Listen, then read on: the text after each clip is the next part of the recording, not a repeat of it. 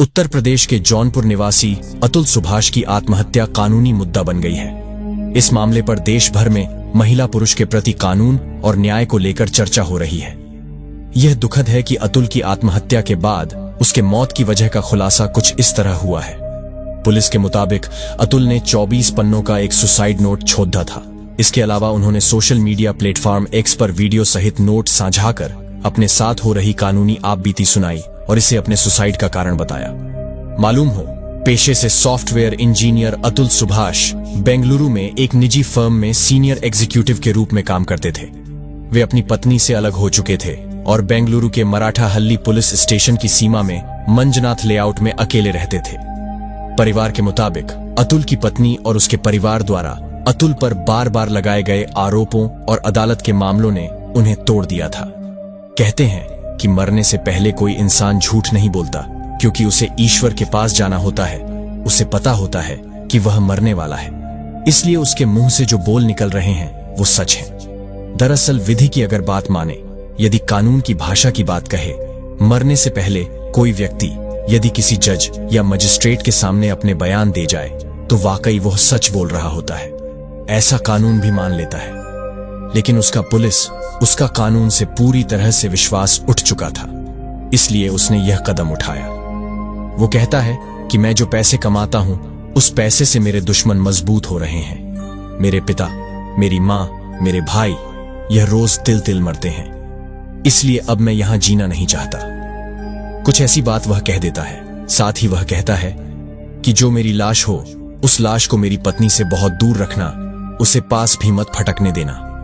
साथ ही वह यह भी कहता है कि अस्थियों को तब तक विसर्जित न किया जाए जब तक इंसाफ न मिल जाए। यदि इंसाफ न मिले तो फिर मेरी उन अस्थियों को जिस अदालत के सामने केस की सुनवाई चल रही थी, उसके उसी अदालत के ठीक सामने जो गटर होगा, ना उसी गटर में विसर्जित कर देना, बहा देना। लेकिन एक बात आखिरी है, वो है मेरे बच्चे को, मेरे पिता और मेरी मां को सौंप देना, क्योंकि पत्नी सक्षम नहीं है।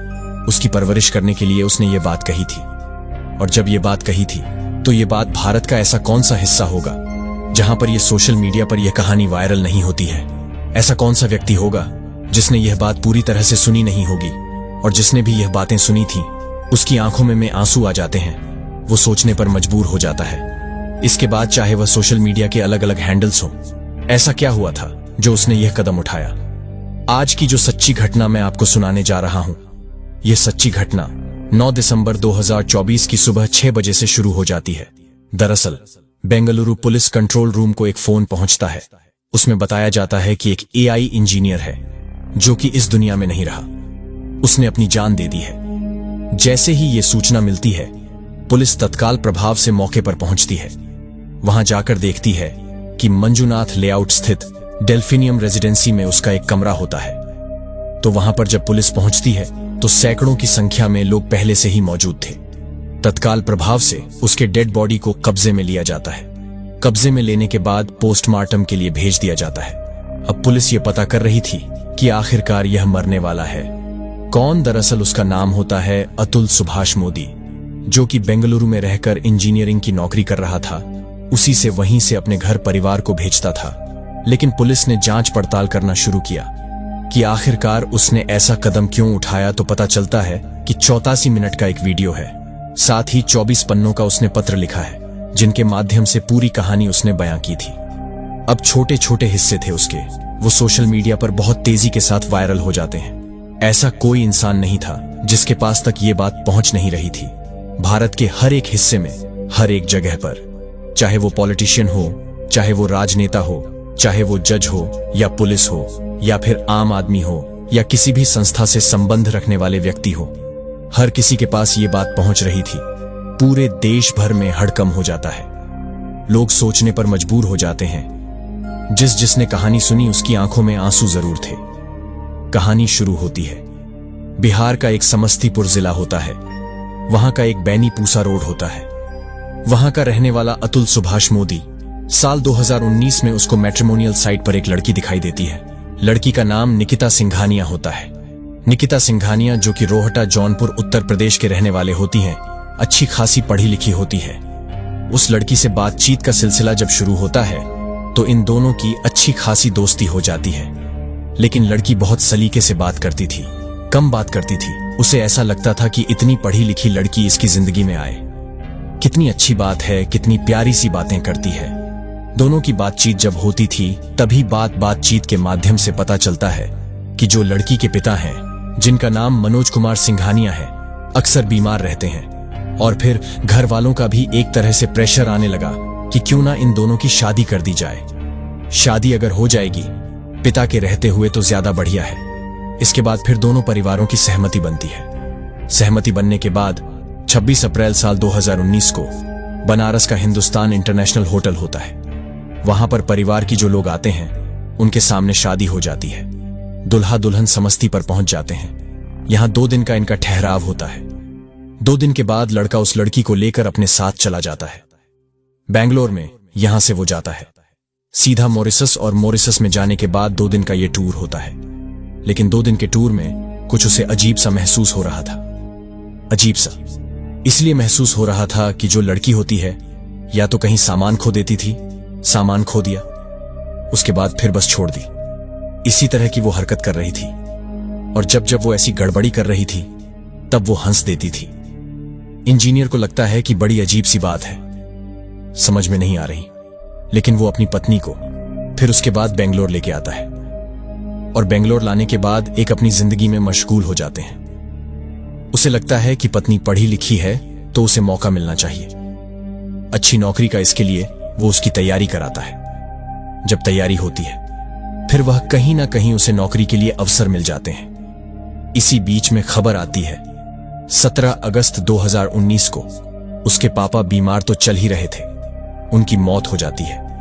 और पापा की मौत के बाद यह सब वहां जाते ही हैं। इस लड़के के पापा भी 2 दिन के लिए वहां पर पहुंच जाते हैं। वक्त थोड़ा आगे बढ़ रहा था। उसके बाद यह वापस आते हैं और जो लड़का है अतुल, वह अपनी पत्नी निकिता को उसके ऑफिस छोड़ता था। 13 किमी तक बाइक चलाकर उसके बाद वहां से अपने ऑफिस जाया करता था। रोज का यही सिलसिला चल रहा है। लगभग 50 किमी से ज्यादा का यह सफर था जो लगातार सफर वह करता था। लेकिन इसी बीच में उसकी पत्नी प्रेग्नेंट हो जाती है। पत्नी जैसे ही प्रेग्नेंट हो जाती है, बताया जाता है कि इसी बीच में उसकी पत्नी की नौकरी चली जाती है। पर इधर पत्नी की नौकरी चली जाती है। डॉक्टर के पास दिखाया जा रहा था तो डॉक्टर कहते हैं कि इनसे थोड़ा सा काम कराइए, क्योंकि काम कराना जरूरी है, शरीर का मूवमेंट बहुत जरूरी है। लेकिन इसी बीच में मां को बुला लिया जाता है ख्याल रखने के लिए। 1 BHK का इनका फ्लैट होता है। वहां बहुत ज्यादा स्पेस भी नहीं होता, लेकिन फिर भी मां साथ में रहती है। इसी बीच में एक नौकरानी आती है जो घर में खाना बनाने के लिए, एक नौकरानी आती है जो साफ सफाई वगैरह करने के लिए आती है। जिंदगी बेहतरीन चल रही है। इसी बीच में बच्चा भी पैदा हो जाता है। इसी बीच में परिवार के लोगों की एंट्री भी हो जाती है, लेकिन जगह घर में कम थी, इसलिए परिवार के लोगों को एक होटल में ठहरा दिया जाता है। यहीं से स्थिति इतनी बिगड़ने शुरू हो जाती है कि लड़की के परिवार वालों को लगता है कि हम लोगों के लिए इतनी भी जगह नहीं है कि हम लोगों को दूर रखा गया, होटल में रखा गया, इससे अच्छा तो हमारा घर है, इस तरह की बातें। लेकिन इसी बीच में जब संबंध बहुत ज्यादा अच्छे चल रहे थे तो संबंध अच्छे होने के दौरान बताया जाता है कि लगभग 19 लाख की रकम वह लड़की अपने परिवार वालों को, यानी कि अपनी मां को, अपने भाई को दिलवा चुकी थी। अब जैसे ये पैसे जा चुके थे तो इसी बीच में कभी ना कभी किसी ना किसी बात को लेकर तकरार होना शुरू हो जाता है। जब नौकरी चली जाती है तो मां और बेटी की बहुत सारी बातें होती थी, छोटी छोटी बातें। उधर वो बैठ के सीरियल देख रही है तो सीरियल देखने के बाद कहीं ना कहीं बेटी और मां के जब आपस में कम्युनिकेशन चल रहा है तो पति से कम्युनिकेशन थोड़ा कम होने लगता है। किसी ना किसी बात पर विवाद, किसी ना किसी बात पर झगड़े, कभी सास को लेकर तो कभी खुद को लेकर। जब इस तरह के विवाद चल रहे थे तो हालत कुछ ऐसी पैदा हो जाती है। साल 2021 में वो वहां से चली जाती है। हालांकि उसको एक बेटा भी हो जाता है। जो प्रेग्नेंट तो ही गई थी, जो बेटा हो जाता है तो उसकी जिंदगी ठीक होनी चाहिए थी, लेकिन अपने बेटे पर ध्यान नहीं दे रही थी।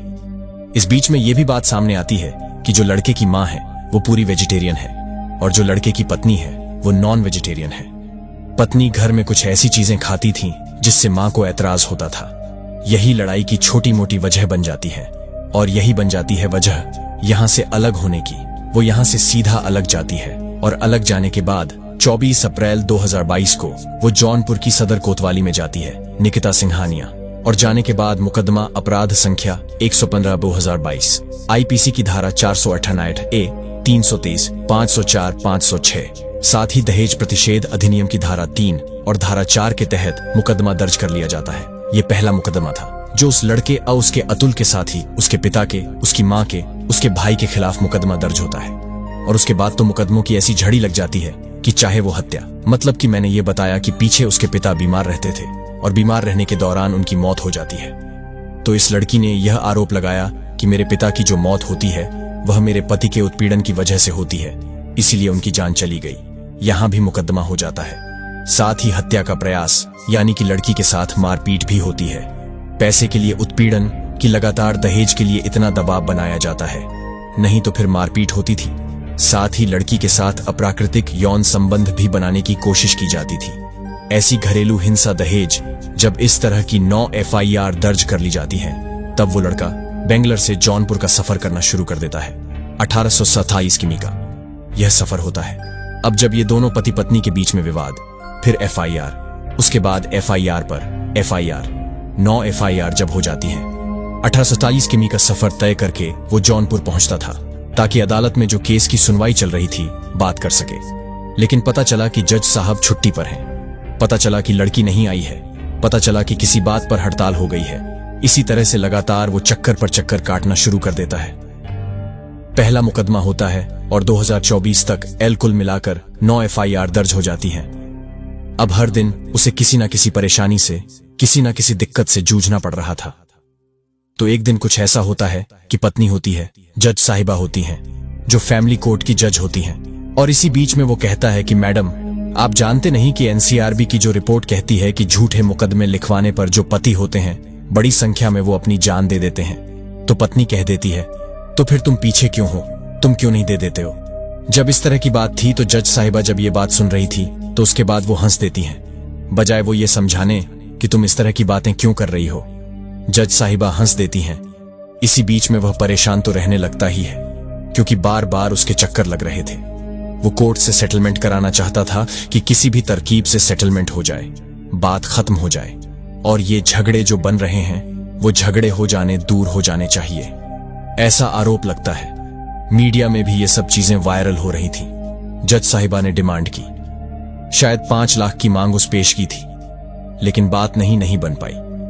अब सीधे सीधे जज से बातचीत जब होती है तो जज साहब पता चलता है कि 5 लाख की डिमांड कर बैठती हैं। वो कहां से लाए इतना पैसा? पहले लगभग 19 लाख से ज्यादा तो अपने ससुराल वालों को दे ही चुका था। अब इस बीच में लगातार पैसे फिर आना जाना, 1800 किमी का सफर कोई आसान नहीं होता है।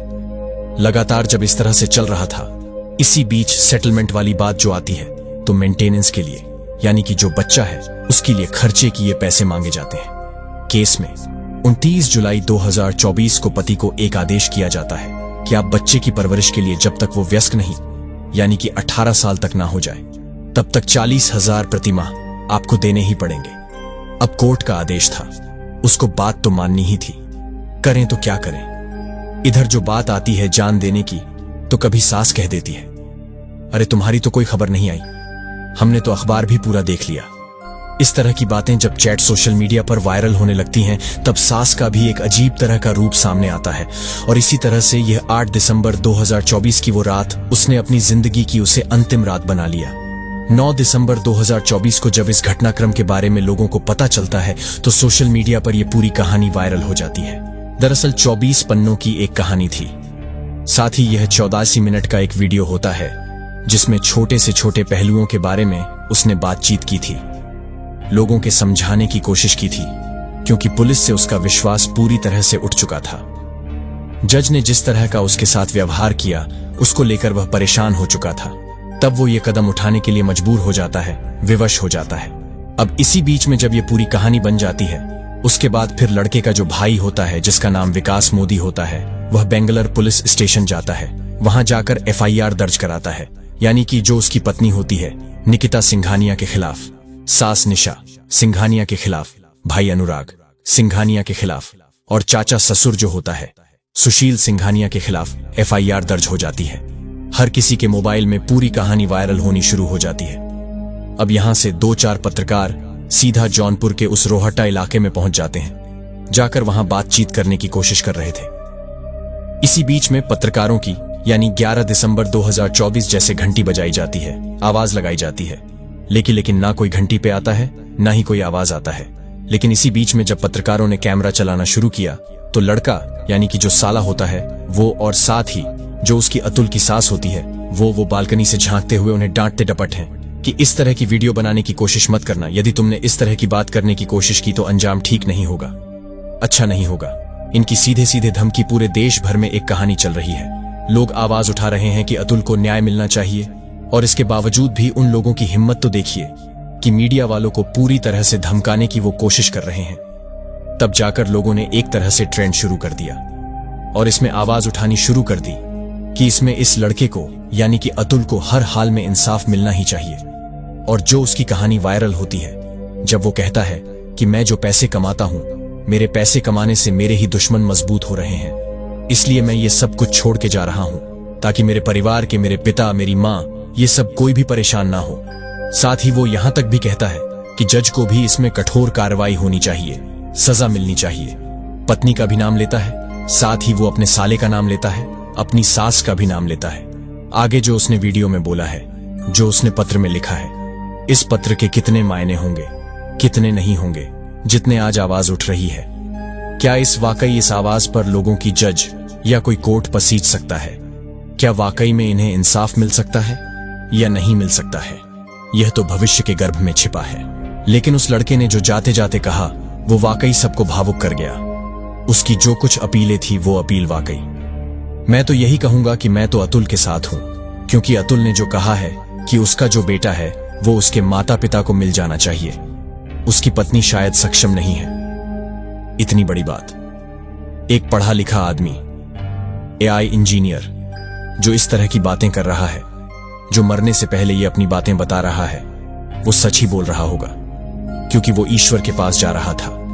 इसलिए ईश्वर के पास जो जाते हैं वो झूठ नहीं बोलते हैं। वो ये कहता है कि तब तक उसकी अस्थियों का विसर्जन नहीं होना चाहिए जब तक इंसाफ ना मिल जाए। यदि इंसाफ मिल गया तो ठीक है, अगर इंसाफ ना मिले तो उसी कोर्ट के सामने जो नाला या डर होगा, उसी गट्ठर में उसकी अस्थियों को बहा दिया जाए, और साथ ही उसकी पत्नी उसके शरीर को छू ना सके, उसकी लाश को छू ना सके। दोस्तों, इस पूरे घटनाक्रम को सुनाने का उद्देश्य किसी को परेशान करना नहीं है, किसी का दिल दुखाना नहीं है, बल्कि आपको जागरूक करना है, आपको सचेत करना है। इस घटना ने पूरे हिंदुस्तान को हिला के रख दिया। साथ ही कई तरह के मैसेज भी देके गई हैं। जब कोई इस तरह की घटना होती है तो पुलिस प्रशासन की जिम्मेदारी बनती है कि एक एक चीज को बारीकी से परखे, दोनों पक्षों को बिठाकर जानने की कोशिश करें। कौन सच बोल रहा है कौन झूठ बोल रहा है, क्योंकि वो उसके टूटने का सिर्फ एक भी यह भी कारण हो सकता है। पहली एफआईआर जब दर्ज होती है, एफआईआर की कॉपी जब हमारे पास हमें भी मिल जाती है, लेकिन हम देखते हैं उस एफआईआर कॉपी में इतनी सटीक भाषा लिखी हुई है जिससे कोई बचने की कोशिश भी करे तो शायद आसान नहीं होगा। इसलिए किसी बहुत मजबूत तरीके, किसी जानकार ये रास्ते दिखाए होंगे। यही कारण है कि एक के बाद एक 9 मुकदमे उसके खिलाफ दर्ज होते चले गए और वो लगातार टूटता चला गया। दोस्तों, ये थी कहानी अतुल सुभाष।